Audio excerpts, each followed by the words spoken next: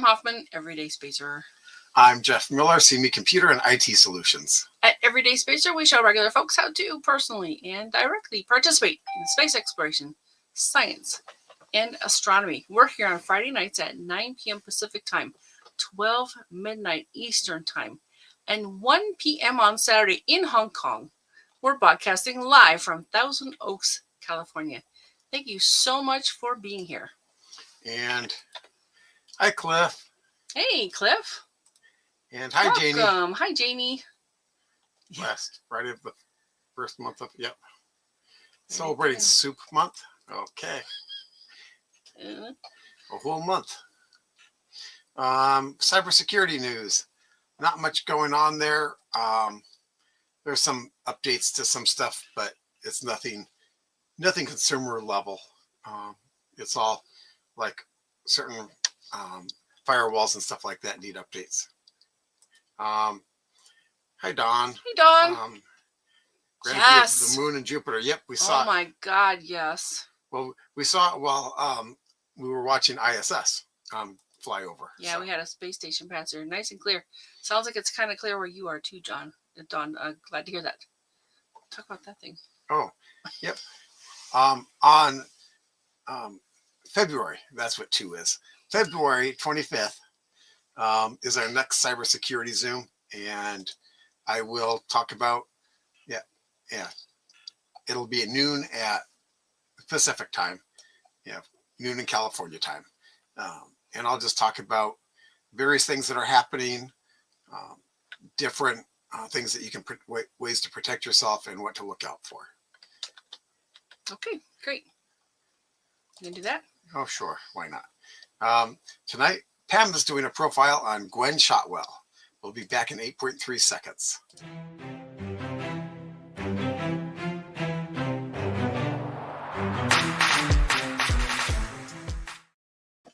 There's a link to that book in the description. If you want a signed copy of the book, write Pam at everydayspacer.com for details.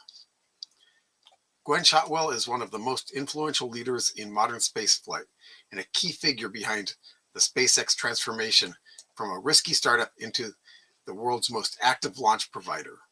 As president and chief operating officer, she oversees daily operations, commercial strategy, and mission execution. It's so much easier to say yesterday, turning ambitious engineering goals into reliable real-world results. And clear and cold. Oh, cold, right? I heard about that. Shotwell joined SpaceX in 2002 when, wow, that's 23 years ago, almost 24. Private orbital spaceflight was still widely dismissed as unrealistic. Hey, Dan. Hey, Dan. With a background in mechanical engineering, she helped secure critical early NASA and commercial contracts that allowed the company to survive, grow, and earn the trust of customers worldwide.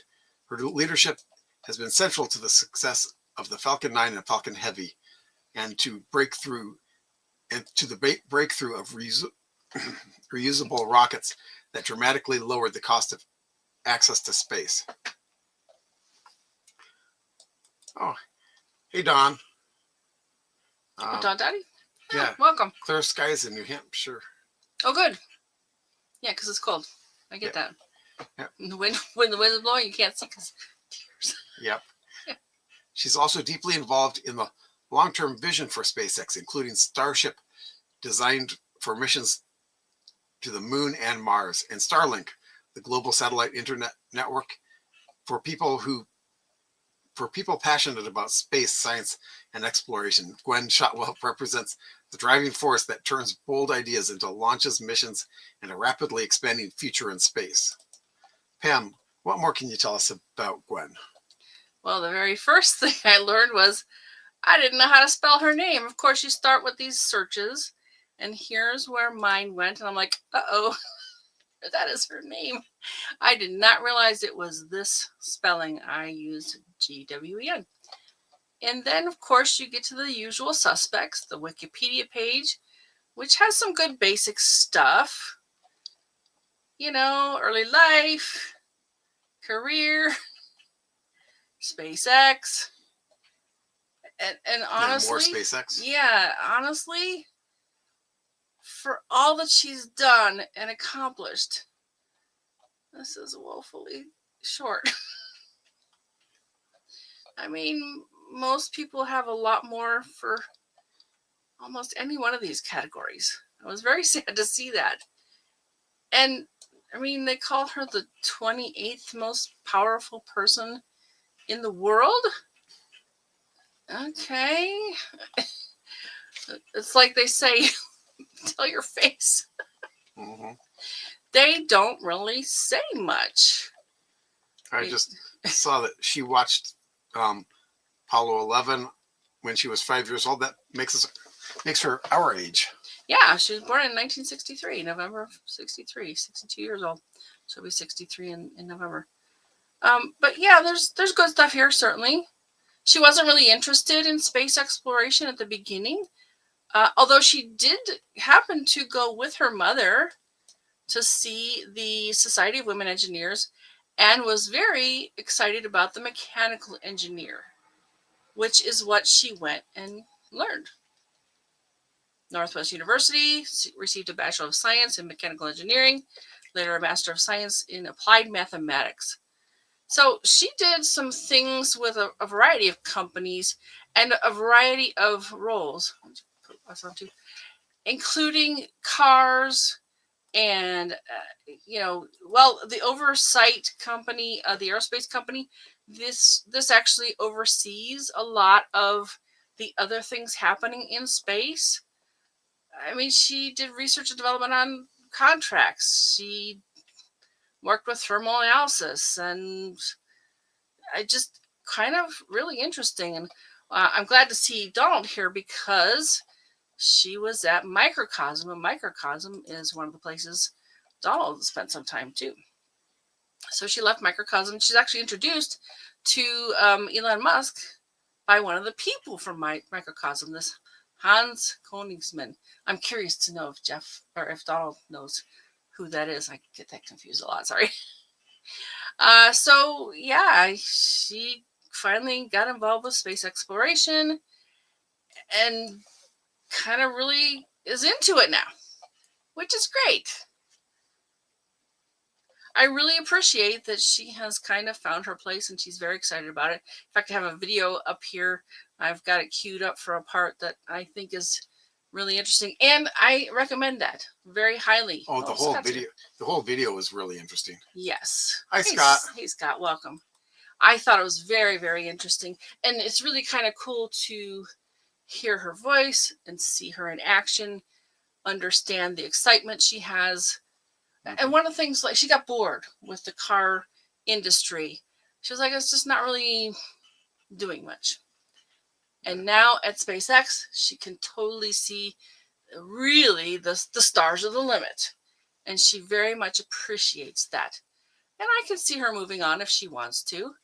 Yeah, she's involved with this thing called Polaris Industries. I got a page about that. I don't know exactly what that is. I haven't been able to figure it out. I mean, she served on the California Space Authority. She does STEM programs. It's really kind of interesting how broad spectrum she has, approached her career. Yeah, what does Donald say? She was at the Aerospace Corporation when the DCX and DCY were being analyzed. Got it. Okay. So she was kind of in the realm, just not at Microcosm when Donald worked there. I think Donald was there before her. She gave a TEDx talk. That's great. Chapman University. There's some good stuff in here. I'm so sad, though. It's just so short. She's won all these different awards, and there's not much about them. In fact, this group, I got a page open for them. This group, okay. I thought she won an award from them, so I'll back off on this one. But she was elected a member of the National Academy of Engineering, and they've got like her name and where she works. Like what? Yeah, their bio page is like not much. Well, and when some of the other people are like, okay, So then there's this Limitless Space Institute, which I hadn't heard about. So that's cool. We're gonna see more about that maybe in the future. She's president and CEO of SpaceX, responsible for day-to-day operations. Basically, what Jeff said. Yeah. But what kind of interesting too is that, you know, Elon Musk gets all the billing and all the excitement, but I think Gwen's the one that's making this happen. Well, I think that Elon is really good at solving the technical issues, and I think she's good at the management of it. Okay. I think. Well, but she's no slouch in technical areas either. I mean. Well, I don't think he would have hired her if she didn't have the technical chops. No, but because you have to know who you're managing. And one of the things I think when you're managing like that is you want to know if people are snowing you or not. Yeah. So anyway, yeah. Oh, Donald says he worked with Hans, a GNC engineer at Microcosm. Cool. So there's sort of connections. That's kind of neat. I like that. She was included in Time's 100 Most Influential People in 2020. Like Von Karman Wings Award. Named Satellite Executive of the Year. Well, she put so many of them up there. She was awarded the AIM Goddard Astronautics Award. It's like on and on. Like 50 Greatest Leaders in 2018. 55th, number 55 on their list of Power Women. In 2019. This is kind of formatted funny too.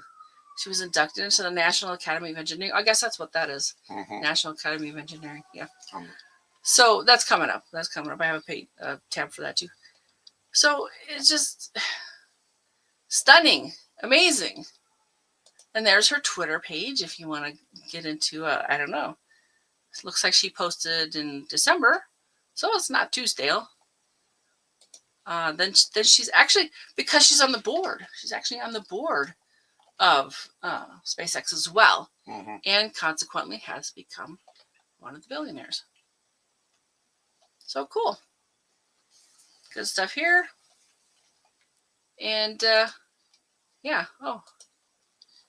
President and Chief. Well, this is the National Women's History Museum, which is awesome.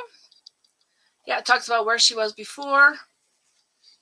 Just really quite the breadth and depth and very well she understands all this stuff very, very well. In fact, in the video, the woman was like, you know the stuff even better than I do. And I don't know who the woman was, but she was impressed by Gwynne. Mm-hmm. And I kind of am too. United States Export-Import Bank's Advisory Committee. I'm telling you, just FAA's Management Advisory Council. She has an incredible constellation of skills and experience. Mm-hmm. Bachelor's and master's. Mechanical engineering and applied mathematics. Currently serves as the advisory council for Northwestern's McCormick School of Engineering. She has authored dozens of papers on a variety of space-related subjects. Very, very cool. I guess I thought this was the national. No, that's LinkedIn. Yeah, I know, but I thought this award. Oh no, was from the Engineering Academy. Yeah. Whatever it's called. We'll see it in a second. National Defense University Foundation. Right. So just one of the examples of the things she's won. I guess she spoke there. And very influential. And very down-to-earth person, it seems like. I think she's comfortable talking to anybody, anywhere. Mm-hmm. That's my basic impression. Yeah. She's very practical about all this stuff. Space capabilities offers a critical asymmetric advantage to nations that can develop, secure, and integrate them effectively. And so, yeah, she's got it going on. Aside from the space resources, that you could benefit from, but you also could control the space resources of others in that. Just one example. I think it was Cambodia, but one of those small countries in that area of Asia had a number of basically slave labor camps of spammers. They would do, and I covered this in, in my cybersecurity, where they would have fake job offers. People would show up, they'd steal their passports and basically put them as slave labor, being spam phone callers. Tragic, really. Yeah. And, the only way they can operate is to have access to phones and internet, which with IP phones, it means just internet. And to basically stay off the country's radar, they were using the satellites, Starlink. Yeah, sorry. They were using Starlink to do it. And the Starlink Corporation, not that she's part of that corporation, but Starlink just turned them all off. It basically said, we will not connect to anything in that region, and shut them down, at least temporarily, until they find another workaround. But that's what control of space gives you. Well, and I also heard about, I think in this research, that in the Ukraine, they were offered the Starlink satellite equipment on the ground to do certain very specific things, communications, helping the people. And when they started doing other things, they were like, and I think they turned off that part of it. So that's a lot of control. So just all kinds of different entry points. She's just very well connected, very, very knowledgeable. I was very excited to learn about her. Yeah. And read a bunch of this stuff. And in the interview, she talked about going to the moon and Mars, although she seemed more excited about going to the moon, which is understandable to me. Yeah. So, and I'm sure I could have found a whole bunch of other things too. Just understanding what she's accomplished, having an idea of what she's accomplished, really. So they talk about this event and the panelists and the awards and everything.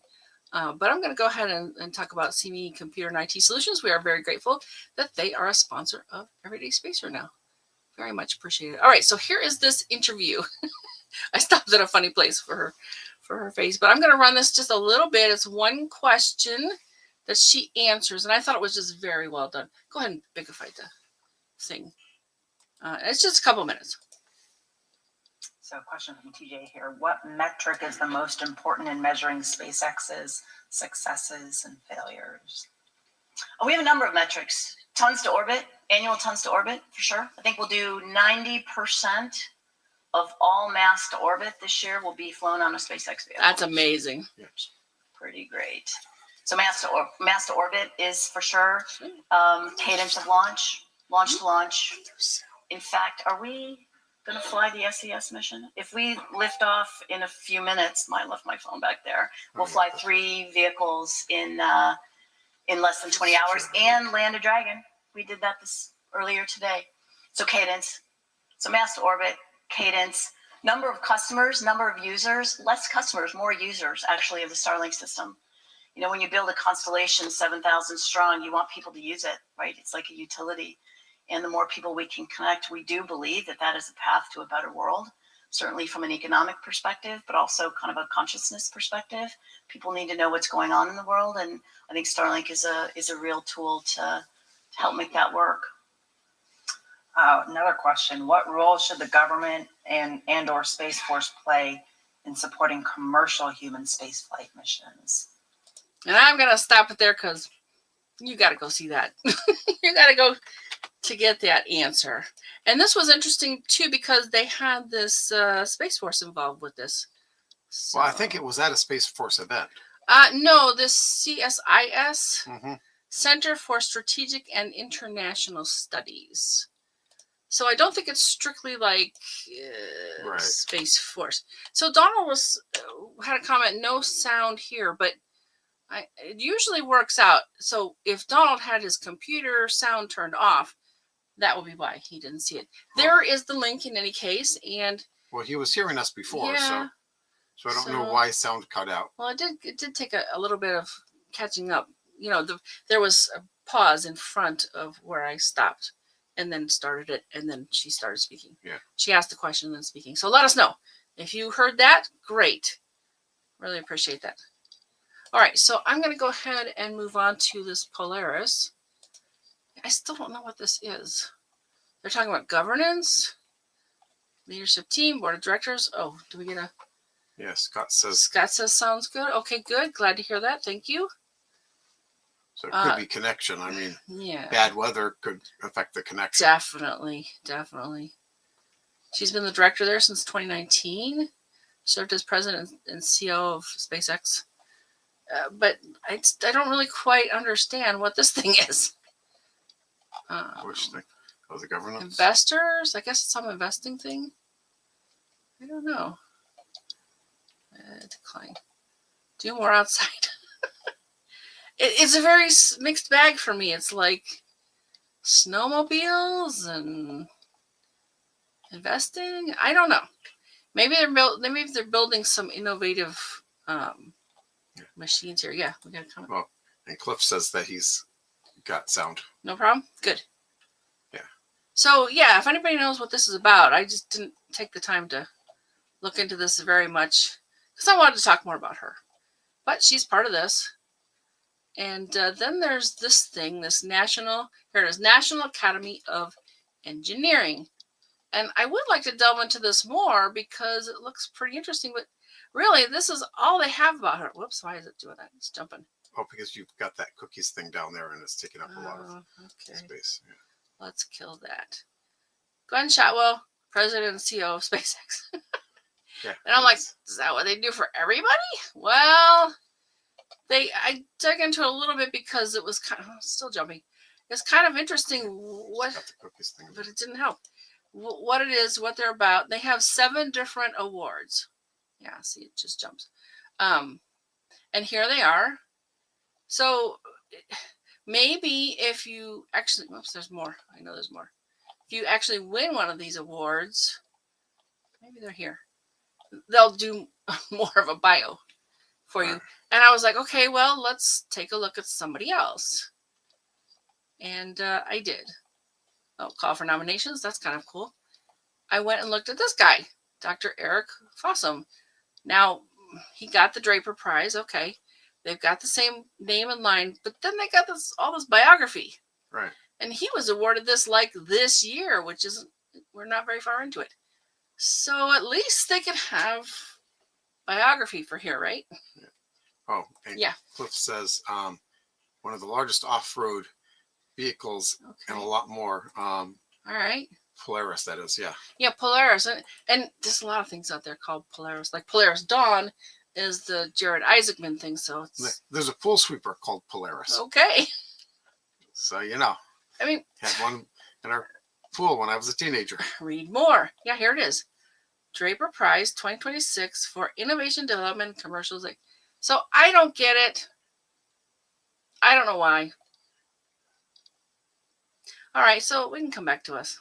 Okay. Because I guess I just want to wrap it up. Again, like I'm saying, it's... For such an accomplished person, there's kind of miniature stuff for her. Miniature information. Well, it's possible she's not a very public person. Okay. You know, I can accept that.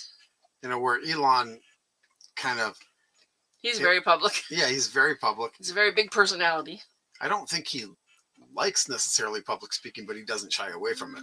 Yeah, I don't know. Yeah, he's gotten much more used to it than he used to be. He used to be very... It looked painful to watch him publicly speak. Oh, and you can get training for that too. You can yeah. go to Toastmasters, learn how to speak. So I'm just sitting here going, so how do they determine how powerful someone is if she's number 28? Well, not by the entries on this site, clearly. So I don't know. I was kind of, yeah, I think anybody who wants to learn more, watch the video for sure and do some digging because she's just fascinating. I mean, just watching that video shows a lot of her personality, a lot of what she thinks is important. So, yeah. Right. I agree with that. All right, so I'm going to go with that. This year, we're building new products and services for you. What would you like to see in the Everyday Spacer store? I've had some ideas. I would love to hear some of your ideas. Is there any kind of reference chart you could use? I think I'm going to try and update the one for the meteor showers because there's not even a meteor shower until April. Like, okay, out of 900 of them, they have verified about 100. And on the news, you'll hear 2. My chart has 13. And so they average about once a month, but there's some big gaps like right now to April. That's kind of a big gap. And oddly enough, some of the best ones are in the dead of winter. Sorry. But yeah, that's a good chart to look at and do some work on. Because I think it's gonna continue to change and grow when they verify more of these meteor showers. Well, and most of the reason why most of the others aren't verified is because they're not very big or pretty, and so people don't really notice them. You have to be really looking for them, I think, to verify them. Yeah, I'm sure there's a lot of scientific purposes for because one thing, when they come in a burn, they can be colorful, which means they have different chemicals. Right. So anyway. But I just meant for those of us who like to watch pretty space show, there's not that exciting, most of them. Yeah. Well, yeah. I mean, when they come one a minute, you think that's a lot, but not when you're standing out in the field. Like, especially now that we do computers, we have so much computer instantaneous. We get real bored. We gotta wait a whole minute. So what you do is you set up an auto camera out there that triggers video whenever it sees a flash. Then the next morning you watch it. Okay. And you just go, streak, streak, streak, streak, streak. I like to see things with my own eyes. And then I think Walt spent one and just found a really dark sky and just held the, shutter open for the, for like half an hour to an hour or something, and ended up with like dozens of streaks on his frame. I bet. So, okay, some stellar events this week. January 30th through February 6th. January 28th, Mercury and Venus are in conjunction. You know what? I should have gotten rid of those. I beg your pardon. Oh. Because it's the 30th. Sorry. Oh, yes. There you go. Oh, my bad. January 30th. Yes, we're not going back in time. No. Jupiter and the Moon are in conjunction. And hopefully you got to see that. Just shows. Actually, it's all night. It's going to be all night because the moon's very big and Jupiter's close, and it's all night. Yep. Just shows I'm not thinking about what I'm reading. I'm just spewing it out there. I ought to get a job at a news station. Oh boy. January 30th, Jupiter and the Moon are in conjunction. Jupiter is 3.8 degrees south of the Moon. January 31st, Pollux is 3.0 degrees north of the Moon. February 1st, full snow moon. Cliff. Except for probably. Yeah. Hey, Cliff, what do you all guys call it in February 1st? Because there isn't any snow down by you. I bet there's some closer to the poles. I bet they have snow. It's a big country. If they'd have to have a really tall mountain. February 2nd, Regulus is 0.4 degrees south of the Moon, and occultation is visible from the eastern half of the U.S. and Canada. That's tomorrow. Yep. Maybe Dawn will get to see that. That's Monday. Oh, sorry, Monday. Yep, you're right. February 3rd, the Moon is at descending node. February 4th, the Moon is on the equator. And Uranus is stationary, or appears stationary, because, of course, that'd be a really neat trick to halt the mass of Uranus for a bit. February 6th, Friday is our Friday night show, and I'll be presenting a viewer-suggested crunchy topic. So you'll find out which one shortly. And Janie actually gave me another thing to look into, so I have to add it to the proper list. I just jotted it down quick. Find us Fridays at 9 p.m. Pacific time on the Everyday Spacer Facebook page and the Everyday Spacer YouTube channel. What inspires you the most for the coming week? Let's see. Am I doing?